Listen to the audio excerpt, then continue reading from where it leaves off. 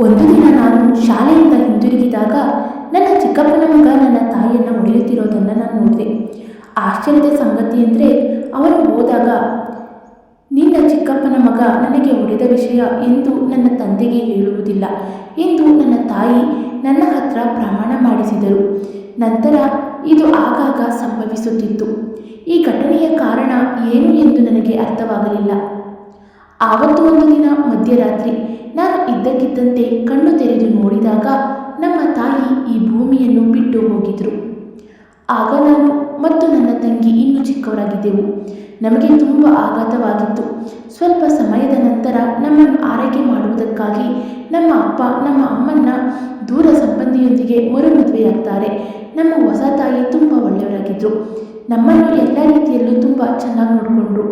ಆದರೆ ಅವರು ನಮ್ಮ ತಂದೆಯೊಂದಿಗೆ ಪ್ರತಿ ವಿಷಯದಲ್ಲೂ ಜಗಳವಾಡ್ತಿದ್ರು. ದಿನನಿತ್ಯದ ಈ ಜಗಳ ನಾವಿಬ್ಬರು ಭಯದಿಂದ ಕೂರುವಂತೆ ಆಯಿತು. ಆದಾಗ್ಯೂ ನನ್ನ ತಂದೆ ತುಂಬ ಒಳ್ಳೆಯ ಮತ್ತು ಸಭ್ಯ ವ್ಯಕ್ತಿ. ಇಡೀ ನೆರೆಹೊರೆಯವರು ಅವರನ್ನು ಗೌರವಿಸುತ್ತಿದ್ದರು ಮತ್ತು ಯಾರೂ ಅವರನ್ನು ಒಂದು ಕೆಟ್ಟ ಅಭಿಪ್ರಾಯ ಹೇಳುತ್ತಿರಲಿಲ್ಲ. ನಮಗಾಗಿ ನಮ್ಮ ತಂದೆ ಈ ಜಗಳಗಳ ಬಗ್ಗೆಯೂ ಮೌನವಾಗಿದ್ದರು.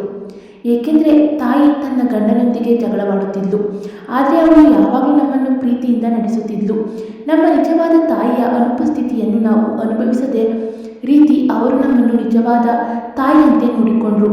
ದೇವರು ಮಲತಾಯಿಗೆ 2 ಗಂಡು ಮಕ್ಕಳನ್ನು ಕೊಟ್ಟರು, ಆದರೆ ಅವಳು ನಮ್ಮನ್ನು ಸಮಾನವಾಗಿ ಪ್ರೀತಿಸುತ್ತಿದ್ಲು. ಆ ದಿನಗಳಲ್ಲಿ ನಾನು 4ನೇ ತರಗತಿ, ನನ್ನ ತಂಗಿ 2ನೇ ತರಗತಿ. ತಾಯಿಯ ಹೆತ್ತ ಮಕ್ಕಳಿಬ್ಬರು ಚಿಕ್ಕವರಾಗಿದ್ದರು. ಅಪ್ಪ ನಿತ್ಯ ದುಡಿದು ತಂದ ಹಣವನ್ನೆಲ್ಲ ಅಮ್ಮನ ಕೈಯಲ್ಲಿ ಇಡುತ್ತಿದ್ದರು. ಆದರೆ ನೀವು ತುಂಬ ಕಡಿಮೆ ದುಡ್ಡು ಕೊಡ್ತೀರಾ ಎಂದು ದಿನವೂ ಜಗಳ ಮಾಡ್ತಿದ್ರು.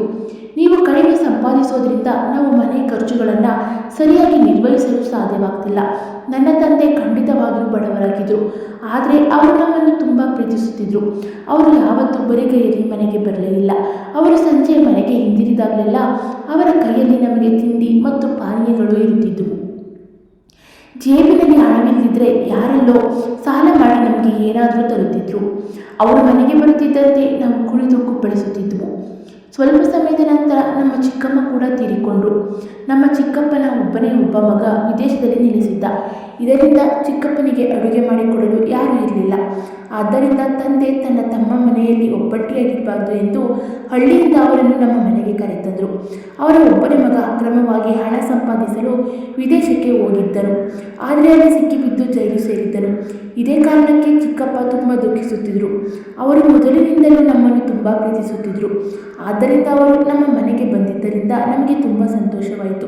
ಆದರೆ ನಮ್ಮ ಮಲತಾಯಿ ಅವರ ಆಗಮನದಿಂದ ಏಕೆ ಸಂತೋಷ ಪಡಲಿಲ್ಲ ಎಂದು ನನಗೆ ತಿಳಿದಿರಲಿಲ್ಲ. ಆದರೆ ತಂದೆಯ ಬಳಿ ಏನು ಹೇಳಲು ಸಾಧ್ಯವಾಗದೆ ಸುಮ್ಮನಾದರು. ಚಿಕ್ಕಪ್ಪನ ಆಗಮನದ ಕೇವಲ 1 ವರ್ಷದ ನಂತರ ಅವರ ಮಗ ಅಜಯ್ ಕೂಡ ಅದೇನೋ ಮಾಡಿ ವಾಪಸ್ ಹಿಂತಿರುಗಿದನು. ಈಗ ಅವನು ನಮ್ಮ ಜೊತೆ ಇರತೊಡಗಿದ. ಅಜಯ್ ಅಣ್ಣ ಬಂದು ಕೂಲಿ ಕೆಲಸ ಶುರು ಮಾಡಿದ್ದ. ಒಮ್ಮೊಮ್ಮೆ ಕೆಲಸ ಸಿಕ್ಕರೆ ಕೆಲವೊಮ್ಮೆ ಸಿಗದೆ ತಲೆ ಮೇಲೆ ಕೈ ಹೊತ್ತು ಕೂರುತ್ತಿದ್ದರು. ಒಂದು ದಿನ ನಾನು ನನ್ನ ತಂಗಿಯೊಂದಿಗೆ ಮಾತನಾಡುತ್ತಾ ಶಾಲೆಯಿಂದ ಮನೆಗೆ ಬಂದಾಗ ಅಜಯ್ ಅಣ್ಣ ನನ್ನ ತಾಯಿಯನ್ನು ಹೊಡೆಯುತ್ತಿರೋದನ್ನು ನಾನು ನೋಡಿದೆ. ಅಮ್ಮ ಜೋರಾಗಿ ಅಳುತ್ತಿದ್ದರು. ಈ ದೃಶ್ಯ ನೋಡಿ ನಮಗೆ ಸಹಿಸಲಾಗಲಿಲ್ಲ. ನಾವಿಬ್ಬರು ಅಕ್ಕ ತಂಗಿ ನಮ್ಮ ತಾಯಿಯನ್ನು ನೋಡಿ ಅಳಲು ಪ್ರಾರಂಭಿಸಿದೆವು. ನಮ್ಮ ತಂದೆ ನಮ್ಮ ತಾಯಿಯನ್ನು ಎಂದಿಗೂ ಹೊಡೆದಿರಲಿಲ್ಲ. ಅವರು ಅಮ್ಮನನ್ನು ಗದರಿಸಲಿಲ್ಲ.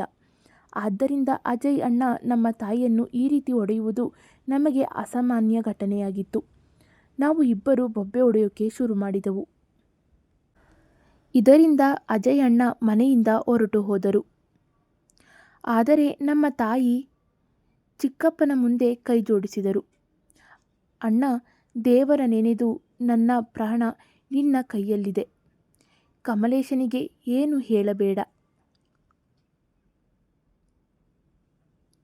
ಇಲ್ಲದಿದ್ದರೆ ನನ್ನ ಮಕ್ಕಳು ನಿರಾಶ್ರಿತರಾಗುತ್ತಾರೆ, ನನ್ನಿಂದ ದೂರ ಹೋಗುತ್ತಾರೆ ಎಂದು ಅಮ್ಮ ಬೇಡಿಕೊಳ್ಳಲಾರಂಭಿಸಿದಳು.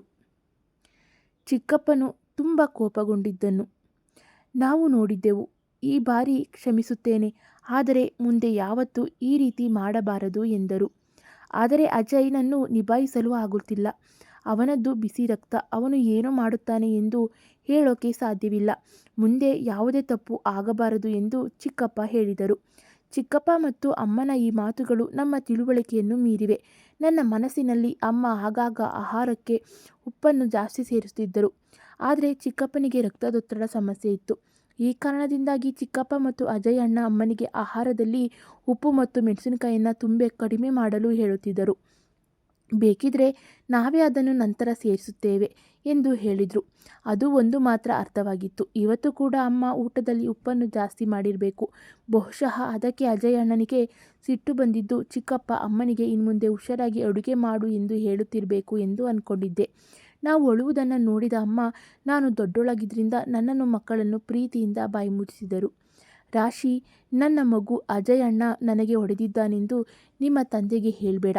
ಇಲ್ದಿದ್ರೆ ಅವರು ಕೋಪಗೊಂಡು ಜಗಳವಾಡ್ತಾರೆ. ನಂತರ ಪೊಲೀಸ್ ಬಂದು ನಿಮ್ಮ ಅಪ್ಪನನ್ನು ಹಿಡಿದು ಠಾಣೆಗೆ ಎಳೆದುಕೊಂಡು ಹೋಗ್ತಾರೆ ಎಂದು ಹೇಳಿದಾಗ ನಾನು ಹೆದರಿಬಿಟ್ಟಿದ್ದೆ. ನಾನು ಓಕೆ ಅಮ್ಮ ಅಂದೆ. ಮೊದಲು ಅಜಯ್ ಅಣ್ಣ ಅಮ್ಮನಿಗೆ ಹೊಡೆದಿದ್ದಾನೆ ಎಂದು ಅಪ್ಪನಿಗೆ ಹೇಳಬೇಕೆಂದುಕೊಂಡಿದ್ದೆ. ಆದರೆ ಅಮ್ಮ ಪೊಲೀಸರ ಬಗ್ಗೆ ಹೇಳಿದಾಗ ನನಗೆ ಭಯವಾಗಿತ್ತು. ಏಕೆಂದರೆ ಒಮ್ಮೆ ನಮ್ಮ ಏರಿಯಾದಲ್ಲಿ ಒಬ್ಬ ವ್ಯಕ್ತಿಯನ್ನು ಪೊಲೀಸರು ಬಂಧಿಸಿ ಕರೆದುಕೊಂಡು ಹೋಗೋದನ್ನು ಕಂಡು ನಾನು ಭಯಪಟ್ಟಿದ್ದೆ. ಆದ್ದರಿಂದ ನಾನು ಅಪ್ಪನಿಗೆ ಏನನ್ನೂ ಹೇಳೋದಿಲ್ಲ, ಆದರೆ ರುಚಿಗೂ ಹೇಳಿಬಿಡಿ ಎಂದು ಸಲಹೆ ನೀಡಿದ್ದೆ.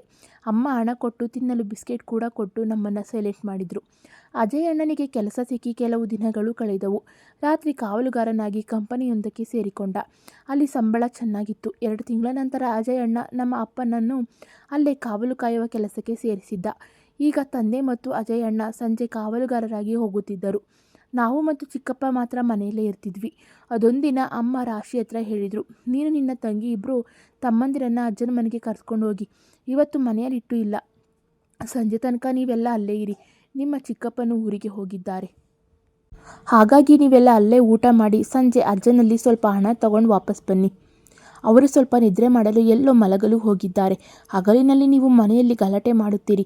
ಅವರಿಗೆ ಸರಿಯಾಗಿ ನಿದ್ರೆ ಬರೋದಿಲ್ಲ. ತಾಯಿಯ ಸಲಹೆಯಂತೆ ನಾನು ರುಚಿ ಮತ್ತು 2 ಕಿರಿಯ ಸಹೋದರರೊಂದಿಗೆ ನನ್ನ ತಾಯಿಯ ಮನೆಗೆ ಅಂದರೆ ನನ್ನ ಮಲತಾಯಿಯ ತವರು ಮನೆಗೆ ಹೋದೆವು. ಮತ್ತು ನನ್ನ ತಾಯಿ ನನಗೆ ಹೇಳಿದಂತೆ ನಾನು ಆ ದಿನ ಪೂರ್ತಿ ನಮ್ಮ ಅಜ್ಜಿಯೊಂದಿಗೆ ಇದ್ದೆವು. ಅವರು ತುಂಬ ಒಳ್ಳೆಯವರು. ಸಂಜೆ ತನಕ ನಮ್ಮನ್ನು ಚೆನ್ನಾಗಿ ನೋಡಿಕೊಂಡ್ರು. ಹಗಲು ಮತ್ತು ಇಂದಿನ ರಾತ್ರಿ ಡಬಲ್ ಡ್ಯೂಟಿ ಮಾಡಿದ್ರಿಂದ ಆ ರಾತ್ರಿ ಅಪ್ಪ ಮನೆಗೆ ಬಂದರು. ನಾವೆಲ್ಲರೂ ಅಪ್ಪನ ಹತ್ರ ಕುಳಿತು ಅವರು ನಮಗಾಗಿ ತಂದಿದ್ದ ಮಾವಿನ ಹಣ್ಣುಗಳನ್ನು ತಿಂತಿದ್ದೆವು. ಮನೆಯಲ್ಲಿ ಹಿಟ್ಟು ಇಲ್ಲದ ಕಾರಣ ಇವತ್ತು ಅಜ್ಜನ ಮನೆಗೆ ಹೋಗಿದ್ದೆವು. ಅಲ್ಲೇ ಊಟ ಮಾಡಿದ್ದೇವೆ ಎಂದು ತಮ್ಮ ಮುಗ್ಧವಾಗಿ ಹೇಳಿದ. ಅಲ್ಲದೆ ಅಜ್ಜಿ ನಮಗೆ ತುಂಬ ರುಚಿಯಾದ ಕೋಳಿ ಕರಿ ಬಡಿಸಿ ವಾಪಸ್ ಬರುವಾಗ ಹಣವನ್ನು ನೀಡಿದರು ಎಂದು ಹೇಳಿದ. ಇದನ್ನು ಕೇಳಿದ ಅಪ್ಪ ನನ್ನ ಅಮ್ಮನ ಮೇಲೆ ಕೋಪಗೊಂಡು, ನಿನ್ನೆ ಅಷ್ಟೇ ನಿನಗೆ 2,000 ಕೊಟ್ಟಿದ್ದೆ, ಹಿಟ್ಟು ಯಾಕೆ ಆರ್ಡರ್ ಮಾಡಲಿಲ್ಲ? ಅವರು ಹೇಳಿದರು, ರಾಶಿಯ ಚಿಕ್ಕಪ್ಪ ಹಳ್ಳಿಗೆ ಹೋಗಿದ್ದಾರೆ, ಜೊತೆಗೆ ಅಜಯ್ ಕೂಡ ಹೋಗಿರಬಹುದು. ನಾನು ಯಾರ ಹತ್ರ ಹಿಟ್ಟು ಆರ್ಡರ್ ಮಾಡಿ ತರಿಸಲಿ? ಸರಿ. ಸ್ವಲ್ಪ ಸಮಯದ ನಂತರ ಮಾತುಕತೆ ಕೊನೆಗೊಂಡಿತು. ಮರುದಿನ ಚಿಕ್ಕಪ್ಪ ಕೂಡ ಮರಳಿದರು. ಚಿಕ್ಕಪ್ಪ ಮತ್ತೊಮ್ಮೆ ಮನೆಯ ಯಾವುದೋ ಕೆಲಸಕ್ಕಾಗಿ ಒಂದು ದಿನ ಹಳ್ಳಿಗೆ ಹೋದಾಗ 10 ದಿನಗಳು ಕಳೆದವು. ಅವರು ಹೋದ ನಂತರ ಅಜಯ್ ಅಣ್ಣ ಮತ್ತು ಅಪ್ಪ ಡ್ಯೂಟಿಗೆ ಹೋಗುವಾಗ ಅಮ್ಮ ನಮ್ಮನ್ನು ರೆಡಿ ಮಾಡಿ ಅಜ್ಜನ ಬಾಗಿಲಿಗೆ ಬಿಟ್ಟು, ನಿಮ್ಮ ಅಪ್ಪನ ಸ್ನೇಹಿತರೊಬ್ಬರು ತೀರಿಕೊಂಡಿದ್ದಾರೆ. ಇಂದು ರಾತ್ರಿ ಅವರು ಮತ್ತು ನಾನು ಹತ್ತಿರದ ಹಳ್ಳಿಗೆ ಹೋಗುತ್ತಿದ್ದೇವೆ ಎಂದು ಹೇಳುವಂತೆ ಹೇಳಿ ಬೆಳಿಗ್ಗೆ ಬಂದು ಎಲ್ಲರನ್ನೂ ಕರೆದುಕೊಂಡು ಹೋಗುತ್ತೇನೆ ಎಂದಿದ್ದರು. ರಾತ್ರಿ ಅಲ್ಲಿಯೇ ಮಲಗಿದೆವು. ನಾನು ಅಜ್ಜಿ ಹತ್ರ ಅವರು ಹೇಳಿಕೊಟ್ಟ ಹಾಗೆ ಹೇಳಿದ್ದೆ. ಅವರು ನಮಗೆ ತಿನ್ನಿಸಿ ಮಲಗಿಸಿದರು. ಬೆಳಿಗ್ಗೆ 7 ಗಂಟೆಗೆ ನಮ್ಮ ಅಜ್ಜಿಯ ಮನೆಗೆ ಕರೆದುಕೊಂಡು ಹೋಗಲು ತಾಯಿ ಬಂದರು. ನಾವು ಇನ್ನೂ ಚಿಕ್ಕವರಾಗಿದ್ದರಿಂದ ತಾಯಿ ಹೀಗೆಲ್ಲ ಏಕೆ ಮಾಡುತ್ತಾರೆಂದು ನಮಗೆ ಅರ್ಥವಾಗಲಿಲ್ಲ. 15 ದಿನಗಳ ನಂತರ ನಮಗೆ ಅವಕಾಶ ಸಿಕ್ಕಾಗ ನಾವು ಕೆಲವೊಮ್ಮೆ ಇಡೀ ದಿನ ನಮ್ಮ ತಾಯಿಯ ಅಜ್ಜ ಅಥವಾ ತಾಯಿಯ ಚಿಕ್ಕಪ್ಪ ಮತ್ತು ಚಿಕ್ಕಮ್ಮನ ಮನೆಗೆ ಹೋಗುತ್ತಿದ್ದೆವು. ಕೆಲವೊಮ್ಮೆ ಇಡೀ ರಾತ್ರಿ ಇರುತ್ತಿದ್ದೆವು. ಪುಟ್ಟ ಮಗುವನ್ನು ಮಾತ್ರ ಅವರು ಜೊತೆಗೆ ಕರೆದುಕೊಂಡು ಹೋಗುತ್ತಿದ್ದರು. ಮನೆಯಲ್ಲಿ ಅಪ್ಪನ ಅಮ್ಮನ ನಡುವೆ ಜಗಳವಾಗುತ್ತದೆ ಎಂಬ ಭಯದಿಂದ ನಾವು ತಂದೆಗೆ ಏನನ್ನೂ ಹೇಳುತ್ತಿರಲಿಲ್ಲ. ಹೀಗೆ 1 ವರ್ಷ ಕಳೆಯಿತು. ತಂದೆ ಕೆಲಸಕ್ಕೆ ಹೋಗುತ್ತಿದ್ದರು ಮತ್ತು ತಾಯಿ ನಮ್ಮನ್ನು ನಮ್ಮ ತಾಯಿಯ ಅಜ್ಜ ಅಥವಾ ತಾಯಿಯ ಚಿಕ್ಕಪ್ಪನ ಮನೆಗೆ ಕಳುಹಿಸುತ್ತಿದ್ದರು. ತಂದೆ ತನ್ನ ಎಲ್ಲ ಸಂಪಾದನೆಯನ್ನು ಅಮ್ಮನ ಕೈಯಲ್ಲಿಟ್ಟರು. ಅವರು ಎಂದಿಗೂ ಸಂತೋಷವಾಗಿರಲಿಲ್ಲ. ಅಪ್ಪ ಆಗಾಗ ಅಮ್ಮನಿಗೆ ಹೊಸ ಬಟ್ಟೆ ಚಪ್ಪಲಿಗಳನ್ನು ತಂದುಕೊಡ್ತಿದ್ರು. ಆದರೆ ಅಮ್ಮ ತನ್ನ ಗಂಡನ ಬಗ್ಗೆ ಊರಿನ ಹೆಂಗಸರಲ್ಲಿ ಕೆಟ್ಟದಾಗಿ ಹೇಳ್ತಿದ್ರು. ನಮ್ಮ ತಾಯಿಗೆ ನಮ್ಮ ತಂದೆಯ ಬಗ್ಗೆ ಒಂದು ಚೂರು ಭಯವಿರಲಿಲ್ಲ. ಆದರೆ ವಿಚಿತ್ರ ಏನೆಂದರೆ ನನ್ನ ಚಿಕ್ಕಪ್ಪ ಮತ್ತು ಅಜಯ್ ಅಣ್ಣನಿಗೆ ತುಂಬ ಹೆದರುತ್ತಿದ್ರು. ಅವರ ಮನೆಗೆ ಹೋಗಿ ಅಲ್ಲೇ ಅವರು ಇರಲಿ, ನಮ್ಮ ಮನೆಯಲ್ಲಿ ಇರೋದು ಬೇಡ ಎಂದು ಅಪ್ಪನಿಗೆ ಹೇಳುತ್ತಿದ್ರು. ಅವರು ನಮ್ಮ ಮನೆಯಲ್ಲಿ ಎಷ್ಟು ದಿನ ಅಂತ ಇರೋದು? ಅಮ್ಮ ಅಪ್ಪನಿಗೆ ಪ್ರಶ್ನೆ ಮಾಡುತ್ತಿದ್ರು. ಆದರೆ ಅಮ್ಮ ತನ್ನ ಗಂಡನಿಗಿಂತ ಹೆಚ್ಚಾಗಿ ಅವರನ್ನು ನೋಡಿಕೊಂಡ್ರು ಮತ್ತು ಎಲ್ಲ ಸಮಯದಲ್ಲೂ ಅಪ್ಪ ಹೋದ ನಂತರ ನಾವು ಅಮ್ಮನನ್ನು ದುಃಖಿತಳಾಗಿ ನೋಡಲಿಲ್ಲ. ಚಿಕ್ಕಪ್ಪ ಮತ್ತು ಅಜಯ್ ಅಣ್ಣ ಎಷ್ಟು ಕೋಪಗೊಂಡಿದ್ದರು ಎಂದರೆ ಅವರು ಮತ್ತೆ ನಮ್ಮ ಕಡೆ ತಿರುಗಿ ನೋಡಿರಲೇ ಇಲ್ಲ. ಆದರೆ ಒಂದಿನ ಅಜಯ್ ಅಣ್ಣ ಬಂದು ನನ್ನ ದೊಡ್ಡಪ್ಪ ಎಲ್ಲಿ ಹೋಗಿದ್ದಾರೆ ಹೇಳು ಎಂದು ಅಮ್ಮನೊಂದಿಗೆ ಜಗಳವಾಡಲು ಪ್ರಾರಂಭಿಸಿದ. ಅಜಯ್ ಅಣ್ಣನ ಬಳಿ ದುಬೈಗೆ ಹೋಗಿದ್ದಾರೆ ಎಂದು ಅಮ್ಮ ಹೇಳಿದರು. ಅವರು ದುಬೈಗೆ ಹೋಗಿಲ್ಲ ಎಂದು ನನಗೆ ತಿಳಿದಿದೆ. ನೀನು ಸುಳ್ಳು ಹೇಳುತ್ತಾ ಇದೀಯಾ? ಅಣ್ಣ ಅಪ್ಪನ ಬಗ್ಗೆ ಕೋಪಗೊಂಡು ಕಟುವಾಗಿ ಹೇಳಿದಾಗ ಅಮ್ಮ ಹೇಳಲು ಪ್ರಾರಂಭಿಸಿದಳು. ನೀವು ನನ್ನ ಆಭರಣಗಳನ್ನು ಕದ್ದಿದ್ದೀರಿ, ಅದಲ್ಲದೆ ನನ್ನಿಂದ ಹಣವನ್ನು ಸಹ ತೆಗೆದುಕೊಳ್ಳುತ್ತಿದ್ದೀರಿ ಎಂದು ಬೇಸತ್ತು ನಾನು ನನ್ನ ಗಂಡನ ಹತ್ರ ಹೇಳಿದ್ದೆ. ಇದೇ ಕಾರಣಕ್ಕೆ ನೀವೇ ಅವರನ್ನು ಎಲ್ಲೋ ಬಚ್ಚಿಟ್ಟಿದ್ದೀರಾ ಎಂದು ಅಮ್ಮ ಹೇಳಿದರು. ಇದರಿಂದ ಕೋಪಗೊಂಡ ಅಜಯ್ ಅಣ್ಣ ನನ್ನ ಅಮ್ಮನ ಮೇಲೆ ಚಾಕು ಹಾಕಲು ಮುಂದಾಗ್ತಾನೆ. ಚಾಕುವನ್ನು ನೋಡಿ ನಾವು 4 ಮಕ್ಕಳು ಕಿರುಚಲು ಮತ್ತು ಜೋರಾಗಿ ಕೂಗಲು ಪ್ರಾರಂಭಿಸಿದೆವು. ಇದರಿಂದ ಅವರು ನಮ್ಮ ನೆರೆಹೊರೆಯವರು ದಾಳಿ ಮಾಡಬಹುದು ಎಂದು ಹೆದರಿದರು. ಅಂದು ಮನೆಯಿಂದ ಹೊರಟು ಹೋದವರು. ಆದರೆ ಹೊರಡುವಾಗ ಅಮ್ಮನಿಗೆ ನನ್ನ ದೊಡ್ಡಪ್ಪನ ಬಗ್ಗೆ ಹೇಳಿದ್ರೆ ಖಂಡಿತ ನಿನ್ನ ಕತೆ ಮುಗಿಸ್ತೇನೆ ಎಂದನು. ಕೆಲವು ದಿನಗಳು ಕಳೆದವು. ಒಂದು ರಾತ್ರಿ ನಾವೆಲ್ಲರೂ ಮಲಗಿದ್ದಾಗ ಕೆಲ ಸಮಯದ ನಂತರ ಯಾರೋ ಹೆದರಿಕೆಯ ಧ್ವನಿಯಿಂದ ಕೂಗಾಡುವುದು ಕೇಳಿತು. ನಾನು ಮತ್ತೊಮ್ಮೆ ಕಣ್ಣು ತೆರೆದೆ. ಯಾರಿಗೋ ತುಂಬ ನೋಯಿಸುತ್ತಿದ್ದಾರೆ ಎಂದು ನನಗೆ ಅನಿಸಿತು. ಆ ಸಮಯದಲ್ಲಿ ನಾನು ಇನ್ನೊಂದು ಕೋಣೆಯಲ್ಲಿದ್ದೆ. ನಾನು ಅಮ್ಮ ಅಮ್ಮ ಎಂದು ಅಮ್ಮನನ್ನು ಕೂಗಿದೆ. ನನ್ನ ಬಳಿ ಓಡಿ ಬಂದು ನನ್ನ ಬಾಯಿಯ ಮೇಲೆ ಕೈಯಿಟ್ಟು ರಾಶಿ ಬಾಯಿ ಮುಚ್ಚಿ ಮಲಗು, ಹಾಗೆ ಏನೂ ಆಗಿಲ್ಲ ಎಂದಳು. ನಾನು ಹಾಸಿಗೆಯ ಮೇಲೆ ಮಲಗಿ ಕಣ್ಣು ಮುಚ್ಚಿದೆ. ಅವಳು ನನ್ನನ್ನು ಬಿಟ್ಟೋದ್ಲು. ಈಗ ನಾನು ಪ್ರಜ್ಞಾವಂತಳಾಗಿದ್ದೆ. ನಮ್ಮ ಮನೆಯಲ್ಲಿ ಏನೋ ತೊಂದರೆ ಇದೆ ಎಂದು ನನಗೆ ಅನ್ನಿಸಲಾರಂಭಿಸಿತು. ಬೆಳಿಗ್ಗೆ ಎದ್ದು ಅಜ್ಜನ ಮನೆಗೆ ಹೋಗಿದ್ದೆ. ನಾನು ಅವರಿಗೆ ಎಲ್ಲವನ್ನೂ ಹೇಳಿದೆವು. ಅವರು ಇದರ ಬಗ್ಗೆ ಚಿಂತೆ ಮಾಡತೊಡಗಿದರು. ನಾನು ಮನೆಗೆ ಬಂದಾಗ ನನ್ನ ತಾಯಿ ಕೂಡ ಚಿಂತೆಯಲ್ಲಿ ಕೂತಿದ್ದರು. ಅಜ್ಜ ಅಮ್ಮನ ಬಳಿ ಪ್ರೀತಿ ಮತ್ತು ಸ್ವಲ್ಪ ಕೋಪದಿಂದ ಮಗಳೇ ಏನಾಯಿತು ಎಂದು ಕೇಳಿದರು. ರಾತ್ರಿ ಬಾವ ಮತ್ತು ಅಜಯ್ ಬಂದಿದ್ರು. ಅವರು ಸುನಿಲ್ಗೆ ಫೋನ್ ಮಾಡಿ ಹೇಳಿದ್ದಾರೆ ಎಂದು ಹೇಳಿದರು. ಈ ಮಾತು ಕೇಳಿ ಅಜ್ಜ ಗಲಿಬಿಲಿಗೊಂಡರು. ಅಮ್ಮನನ್ನು ಪಕ್ಕದ ಕೋಣೆಗೆ ಎಳೆದುಕೊಂಡು ಹೋದರು. ಸುನಿಲ್ ಅಂದರೆ ಅಮ್ಮನ ತವರು ಮನೆಯ ಎದುರು ಮನೆಯವನು. ಇದು ತಿಳಿದು ನನಗೂ ಚಿಂತೆಯಾಗತೊಡಗಿತು. ಅಜ್ಜ ಅಮ್ಮನ ಹತ್ರ ಪಕ್ಕದ ಕೋಣೆಯಲ್ಲಿ ಎಲ್ಲ ಕೇಳಿ ತಿಳ್ಕೊಳ್ತಿದ್ರು. ನಾನು ಮೆಲ್ಲನೆ ಅವರು ಏನು ಹೇಳುತ್ತಿದ್ದಾರೆ ಎಂದು ಕೇಳುತ್ತಿದ್ದೆ. ಸುನಿಲ್ನನ್ನು ಯಾಕೆ ನಿನ್ನ ಮನೆಗೆ ಕರೆಸಿಕೊಂಡೆ ಎಂದು ತಾಯಿಯನ್ನು ಕೇಳುತ್ತಿದ್ದರು. ಒಂದು ಅರ್ಥ ಮಾಡಿಕೊ, ನಿನ್ನ ಪ್ರಾಣ ಅಪಾಯದಲ್ಲಿದೆ. ಅವರು ನಿನ್ನನ್ನು ಒಂದು ದಿನ ಕೊಲ್ಲುತ್ತಾರೆ. ಅಜ್ಜ ಅದೇ ದಿನ ಅಮ್ಮ ಹಾಗೂ ನಮ್ಮನ್ನು ತನ್ನ ಮನೆಗೆ ಕರೆದುಕೊಂಡು ಹೋದರು. ಯಾವುದೇ ವಿಚಾರವನ್ನು ತಾಯಿಗೆ ತಿಳಿಸದೆ ನೇರವಾಗಿ ಹೋಗಿ ಪೊಲೀಸರಿಗೆ ದೂರು ನೀಡ್ತಾರೆ. ನನ್ನ ಅಳಿಯ ವಿದೇಶಕ್ಕೆ ಹೋಗಿದ್ದಾನೆ. ಅವನು ಅನುಪಸ್ಥಿತಿಯಲ್ಲಿ ಅವರ ಹಿರಿಯ ಸಹೋದರ ಮತ್ತು ಮಗ ಅಜಯ್ ಯಾವ ಉದ್ದೇಶದಿಂದ ಮಧ್ಯರಾತ್ರಿ ಮಗಳ ಮನೆಗೆ ಬಂದಿದ್ದೇನೋ ಗೊತ್ತಿಲ್ಲ. ಇಬ್ಬರೂ ನನ್ನ ಅಳಿಯನ ಮೇಲೆ ಕೋಪಗೊಂಡಿದ್ದಾರೆ. ಇದರಿಂದ ನನ್ನ ಮಗಳು ಮತ್ತು ಆಕೆಯ ಮಕ್ಕಳ ಪ್ರಾಣಕ್ಕೆ ಅಪಾಯವಿದೆ ಮತ್ತು ಅವರ ಪ್ರಾಣ ರಕ್ಷಣೆಯಾಗಬೇಕೋ ಬೇಡವೋ ಎಂದು ಅಜ್ಜ ಪೊಲೀಸರಿಗೆ ದೂರು ನೀಡಿದರು. ಇದು ಅಜ್ಞಾನ ಅಥವಾ ತಪ್ಪಿನಿಂದಾಗಿಯೋ ವೃದ್ಧಾಪ್ಯದ ಭಯದಿಂದಾಗಿಯೋ ಮಾಡಿದ್ರೋ ಗೊತ್ತಿಲ್ಲ. ವಿಚಾರಣೆ ವೇಳೆ ಅವರು ಹೇಳಿದ್ದು ಬೇರೆಯಾಗಿತ್ತು. ಅಲ್ಕಾ ಅಂದರೆ ನಮ್ಮ ಅಮ್ಮ ಸುನಿಲ್ ಅಕ್ಕಪಕ್ಕದ ಮನೆಯವರು. ಮದುವೆಗೆ ಮುಂಚೆಯೇ ಅವರಿಬ್ಬರ ನಡುವೆ ಸಂಬಂಧವಿತ್ತು. ಒಬ್ಬರೊಬ್ಬರು ಇಷ್ಟಪಟ್ಟಿದ್ದರು ಮತ್ತು ಬಹುಶಃ ಮದುವೆಯಾಗಲು ಬಯಸಿದ್ರು. ಆದರೆ ಹಿರಿಯರು ಮದುವೆಗೆ ಅವಕಾಶ ನೀಡಲಿಲ್ಲ. ನಂತರ ಅಲ್ಕಾ ಕಮಲೇಶ್ ಅವರನ್ನು ವಿವಾಹವಾದರು. ಮದುವೆಯಾದ ನಂತರವೂ ಅಲ್ಕಾ ಸುನಿಲ್ ಅವರನ್ನು ಭೇಟಿಯಾಗುತ್ತಿದ್ದರು. ಈ ವಿಷಯ ತಿಳಿದ ಅಜಯ್ ತನ್ನ ಚಿಕ್ಕಮ್ಮನೊಂದಿಗೆ ಜಗಳವಾಡಿದ್ದನು. ಅವಳಿಗೆ ಹೊಡೆದು ಅವಳನ್ನು ದೂರವಿರಿ ಎಂದು ಕೇಳಿದ್ದನು. ಪತಿ ಮನೆಯಲ್ಲಿಲ್ಲದ ವೇಳೆ ಪ್ರಿಯಕರನನ್ನು ಭೇಟಿಯಾಗಲು ಕಮಲೇಶನ ಬಳಿ ನಮ್ಮಿಬ್ಬರನ್ನು ಮನೆಯಿಂದ ಹೊರಹಾಕುವಂತೆ ಕೇಳಿಕೊಂಡಿದ್ದಾಳೆ. ಆ ದಿನಗಳಲ್ಲಿ ಕಮಲೇಶ್ ಕೂಡ ನಾಪತ್ತೆಯಾಗಿದ್ದರು. ಈ ಹೆಂಗಸು ಏನು ಮಾಡಿದಳೋ ದೇವರೇ ಬಲ್ಲ. ಒಂದು ದಿನ ಡ್ಯೂಟಿ ಮುಗಿಸಿ ಬೇಗ ಮನೆಗೆ ಹೋದವನು ಮತ್ತೆ ಕಾಣಲಿಲ್ಲ. ಇದನ್ನು ಅಲ್ಕಾ ಬಳಿ ವಿಚಾರಿಸಿದಾಗ ನನ್ನ ಪತಿ ದುಬೈಗೆ ಹೋಗಿದ್ದಾರೆ ಎಂದು ಮಾತ್ರ ಹೇಳಿದ್ದಾಳೆ. ಕಮಲೇಶ್ ಕಣ್ಮರೆಯಾದ ನಂತರ ಒಂದು ರಾತ್ರಿ ತಂದೆ ಮತ್ತು ಮಗ ಇಬ್ಬರು ಮಧ್ಯರಾತ್ರಿ ಕಮಲೇಶ್ ಅವರ ಮನೆಯ ಗೋಡೆಯನ್ನು ಹಾರಿ ಅಲ್ಲಿ ಅಲ್ಕಾ ಜೊತೆ ಸುನಿಲ್ ಅವರನ್ನು ಕಂಡು ಕೋಪಗೊಂಡು ಸುನಿಲನ್ನು ಕೊಂದಿದ್ದೇವೆ ಎಂದು ಚಿಕ್ಕಪ್ಪ ಮತ್ತು ಅಜಯ್ ಅಣ್ಣ ಹೇಳಿದರು.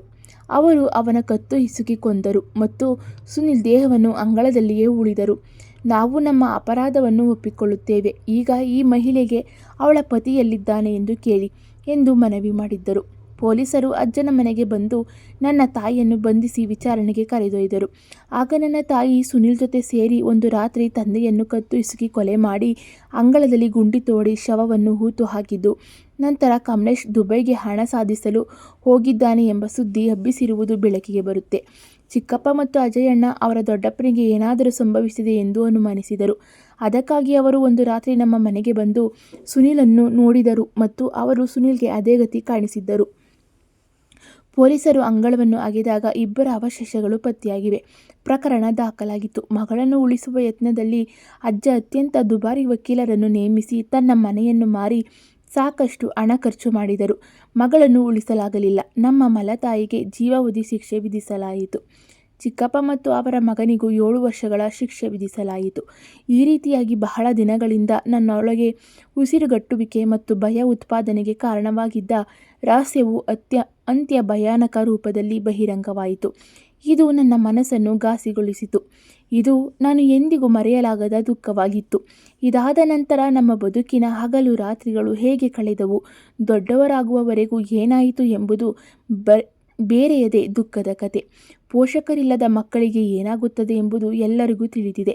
ಇದು ನನ್ನ ಜೀವನದಲ್ಲಿ ಇಂತಹ ಘಟನೆಯನ್ನು ನಾನು ಸಾಯುವವರೆಗೂ ಮರೆಯಲು ಸಾಧ್ಯವಿಲ್ಲ.